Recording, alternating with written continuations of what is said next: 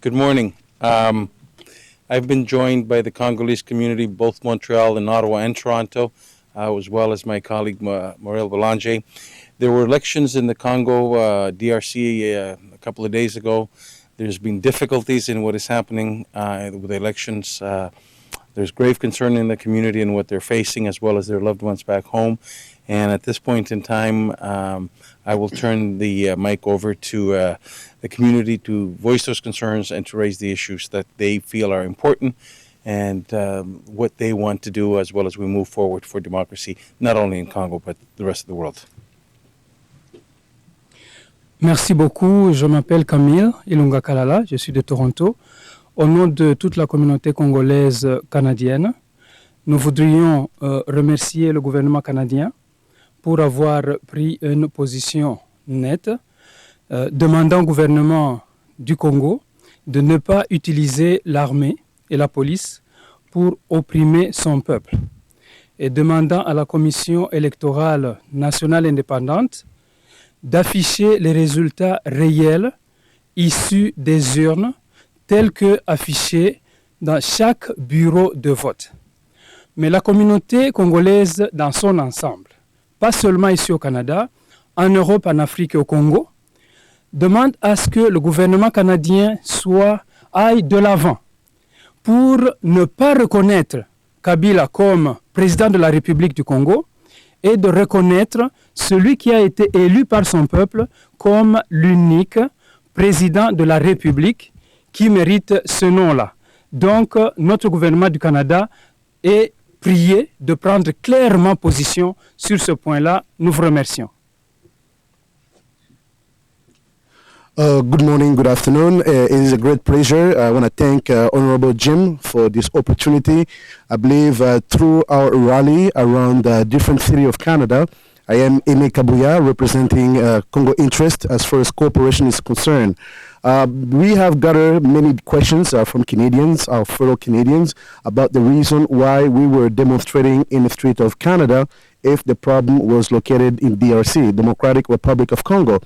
What we are answering to our fellow Canadians is that there is a lot of Canadian multinational corporations who are involved. They are involved and they have some agreements with DRC, which is a country, through Kabila regime. Sometimes, and most of the time, when there's changes occurring in countries, business community is concerned. They are concerned about the well-being of the contract that has been signed. And we believe that Canadian corporation, multinational mining corporation, have great interest in supporting a great democracy in Congo. By supporting a dictatorship, it opens up a door for one single option, which is to finance either militias, mercenaries, or different militia groups so that they can protect their investment in Congo as they stand. We believe with a true democracy, as Canada is being pleading for on behalf of Congo, they may even make more revenues by contributing and investing in a country with Mr. Tshisekedi being the president elected by the Congolese people. So I want to thank Canadians for being patient.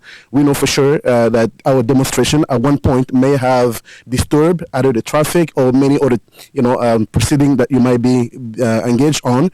We're just asking for your patience, to be patient with the Congolese people. We believe democracy is on its way, and we believe that in the near future, Congo would believe a true democracy. Thank you for being patient, and God bless you.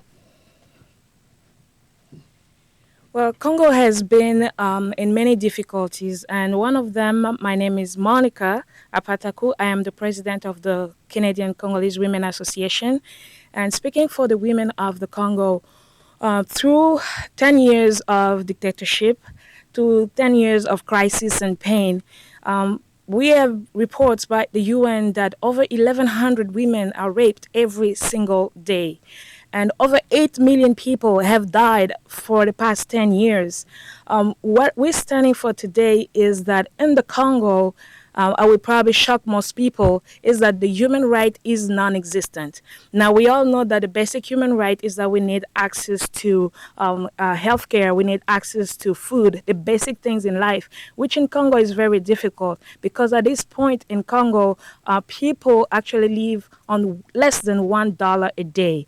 And we have kids that don't have a meal, maybe one meal every 3 days. So these things are very serious. And what we're calling today is that the election has gone through and the people of Congo have expressed themselves and their human right, their vote has been stolen from them. So we're asking Canada, the United Nations, United States, we're asking the European community, we're asking the international community and the European Union to stand with the people of Congo and bring back democracy to Congo. Now, we have with us here a widow of the late Chebeya, who was a human rights activist that was assassinated by the government in place. So she will tell you in few words what has happened to her.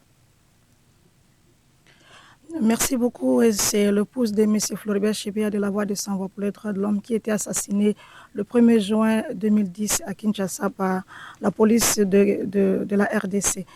Si je suis là, c'est un cri de détresse. Je suis là pour que je puisse demander à l'opinion internationale, précisément au Canada, de m'aider parce que mon mari a été assassiné. Jusqu'à présent, la justice tarde de nous rendre la justice pour mon mari. C'est pour cela que je suis là. C'est un cri de détresse. S'il vous plaît, aidez-moi avec mes enfants pour que la justice soit rendue. Je vous en prie, ayez un cœur, un bon cœur pour que vous puissiez m'aider, juste pour que je puisse avoir la justice. Et moi, j'étais deux fois touchée parce qu'il y a aussi mon frère qui était assassiné ensemble avec mon mari, Fidel Bazana, mon frère. Et je vous prie de faire tout pour que la justice nous soit rendue. S'il vous plaît, aidez-moi. C'est un cri de détresse, s'il vous plaît. Merci, je vous en prie.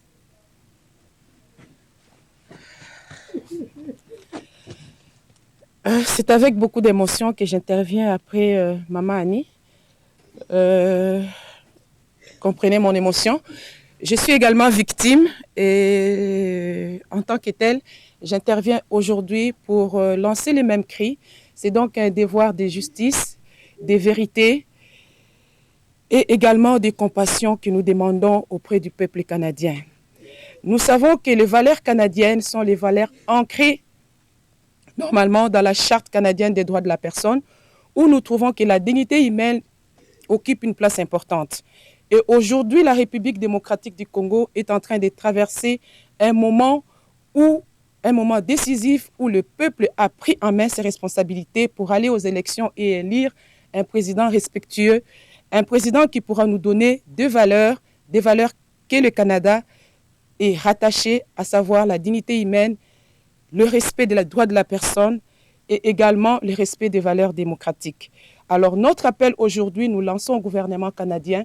Nous savons qu'il y a un grand montant qui est investi en République démocratique du Congo depuis très longtemps pour que les valeurs humaines, les droits humains, l'état des droits puissent être en République démocratique du Congo. Et nous voulons aujourd'hui demander à ce que le gouvernement canadien puisse peser de tout son poids pour qu'on ait un gouvernement responsable. Parce qu'il y a des fonds qui ont été investis pour travailler dans la démocratie, pour travailler dans la bonne gouvernance, et le peuple a choisi un dirigeant qui est en la personne de Étienne Tshisekedi. Aujourd'hui, nous avons remis la légitimité entre les mains d'Étienne Tshisekedi. Mais nous assistons à autre chose. Et les Canadiens aujourd'hui sont en train aussi de subir, parce que nous sommes des Canadiens. Moi, qui vous parle, je suis une Canadienne d'origine congolaise. J'ai été victime de la dictature de M. Kabila. J'ai été arrêtée pour mon travail de défense des droits de l'homme. Je suis défenseur des droits humains en République démocratique du Congo et je suis aujourd'hui retourné au Canada grâce à la pression canadienne. Et la pression canadienne doit continuer parce que nous avons investi beaucoup d'argent. Les contribuables canadiens ont donné beaucoup d'argent pour l'état des droits en République démocratique du Congo. Et c'est seulement quand il y aura un état des droits que nous pourrons tirer les bénéfices de ce que nous avons investi en République démocratique du Congo. Et nous devons faire tout pour avoir la confiance du peuple congolais. Et si le Canada ne réagit pas en ce moment, je ne sais pas ce qui pourra arriver. Et nous allons subir les conséquences de tout ce que nous avons investi en République démocratique du Congo. Et c'est l'argent des Canadiens. Merci beaucoup. Merci, tout a été déjà dit. Moi, c'est Désiré Kiloloa. Je représente une organisation non gouvernementale appelée Congo Yetu Initiative. Nous supportons les femmes violées au Congo, à Goma. Ce que je voulais dire, c'est que il est temps que le Canada vraiment puisse prendre le leadership au Congo au travers des élections qui ont été observées. Nous voulons vraiment que la voix puisse être élevée et que le Canada puisse influencer la communauté internationale. Nous n'avons pas assez et c'est assez. Nous sommes vraiment au bout. Nous avons souffert et nous continuons à souffrir. Il y a des millions de femmes qui ont été violées, comme mon collègue l'a dit. Il y a des hommes, des enfants qui sont aujourd'hui dans les conséquences de tous ces conflits. Et tout ça, c'est par ce régime qui est en place. Et c'est l'occasion que la population s'est manifestée à choisir le leader qui puisse conduire le pays à un bout, à une influence que ça amènera le Congo à un pays démocratique. Merci beaucoup. Bonjour, mon nom c'est Dimitri Brouilla, je suis le président et le fondateur de ce média qu'on appelle Sans Façon Planète. Et depuis le commencement des élections au Congo, nous sommes en train d'assurer la couverture médiatique par rapport à ce qui se passe sur le terrain. Et depuis le commencement jusqu'à maintenant, l'une des choses qu'on a reçues comme témoignage consistant de la part des électeurs qui sont sur place, non seulement à Kinshasa, mais dans les provinces, c'est que la personne qui a été élue où le choix du peuple n'est pas la personne qu'on a vue aujourd'hui comme étant M. Joseph Kabila. C'est plutôt d'autres personnes que le peuple a voté et nous appelons simplement que la communauté internationale et principalement le Canada, où nous sommes ici aujourd'hui établis, nous lançons un appel à eux afin qu'ils puissent s'investir parce que justement il y a une violation tragique de la volonté du peuple qui n'a pas été respectée. Et aujourd'hui, au moment où nous parlons, même la capacité de parler avec les médias qui sont sur place, elle est vraiment en péril parce que aujourd'hui, nous parlons, la capacité d'envoyer des textos, ou bien des SMS au niveau de Kinshasa, ça a été bloqué. Donc, les journalistes n'ont pas la possibilité de pouvoir envoyer les messages l'un vers l'autre. Et même nous qui sommes ici au Canada, on n'a pas la capacité de recevoir les messages de ces médias qui sont sur place. La seule manière pour moi de recevoir l'information en live, en direct, tous les jours, c'est grâce à une compagnie canadienne qui a fourni justement ce service qu'on appelle BBM. Sans cela, ça n'a pas été possible. Donc, tout ça pour vous dire, c'est qu'on a besoin que le Canada puisse continuer de s'investir dans ce processus sans lequel la démocratie au Congo est vraiment en péril. Un grand merci et au revoir. Mon nom est Maurice Bélanger, je suis député d'Ottawa-Vanier et coprésident de l'Association parlementaire Canada-Afrique. Vendredi, j'ai soulevé cette question en Chambre et j'ai demandé si le gouvernement ajouterait sa voix à celle des nombreux autres intervenants internationaux, demandant que les résultats des élections soient affichés, soient rendus publics par la Commission électorale, bureau de scrutin par bureau de scrutin. Il y a eu au-delà de 63 000 bureaux de scrutin en République démocratique du Congo, où 18 millions de Congolais et de Congolaises ont voté. Et la réglementation de cette commission électorale exige que les résultats soient affichés bureau de scrutin par bureau de scrutin de façon à pouvoir vérifier, parce qu'à la fin de chaque journée, à la fin du jour, chaque bureau de scrutin a fait un décompte et affiché ses résultats à l'extérieur, signés par le secrétaire du scrutin. Et on ne peut pas vérifier la légitimité des résultats qui sont présentement rendus publics par la commission électorale sans avoir ce compte-rendu bureau de scrutin par bureau de scrutin.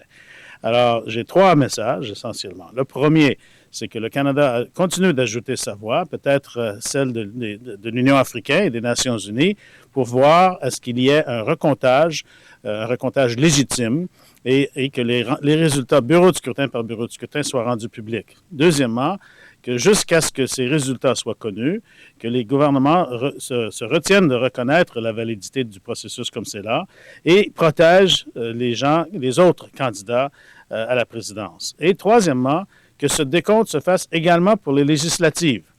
Parce qu'effectivement, le scrutin n'était pas seulement qu'un scrutin présidentiel, mais législatif.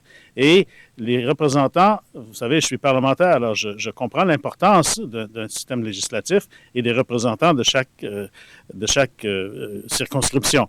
Alors, il faudra s'assurer également que ce décompte soit légitime et fait de façon transparente et ouverte à tous. In a nutshell, my name is Maurice Bélanger. I'm a member of Parliament for Ottawa-Vanier and the co-chair of the Canada-Africa Parliamentary Association. I want I raised this matter in the House on Friday, and the Minister